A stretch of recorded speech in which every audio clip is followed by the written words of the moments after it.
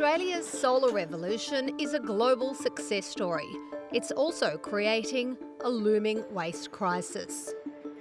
A fifth of this solar installer's jobs involves removing old panels. Sometimes it can be workmanship, maybe an older system can fail.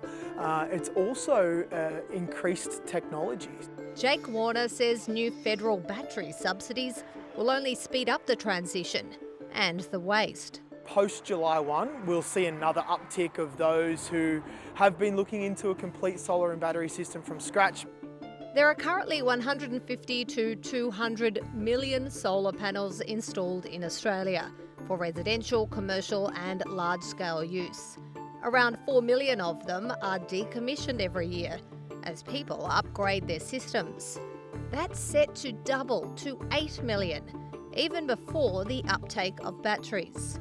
We can actually recycle up to 85% of the raw materials inside solar panels. We don't really have these recycling facilities ready at scale like what I think we're going to need in the next 10 years or so.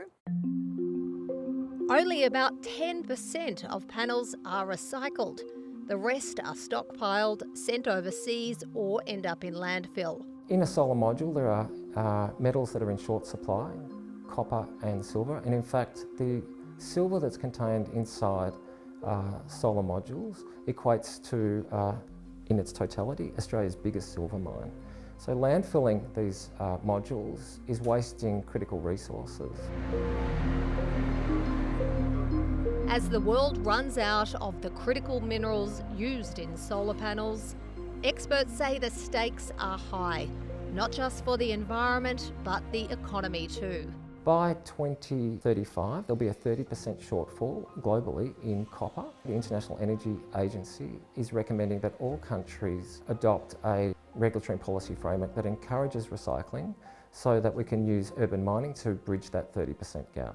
The industry says the solution is simple and long overdue. It's calling on the federal government to get on with setting up a mandatory product stewardship scheme, which would help fund the recycling of solar panels through a levy imposed on importers and manufacturers.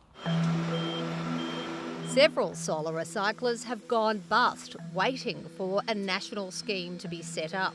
7 years since we've been in operation, I think we've seen at least 2 or 3 businesses come and go.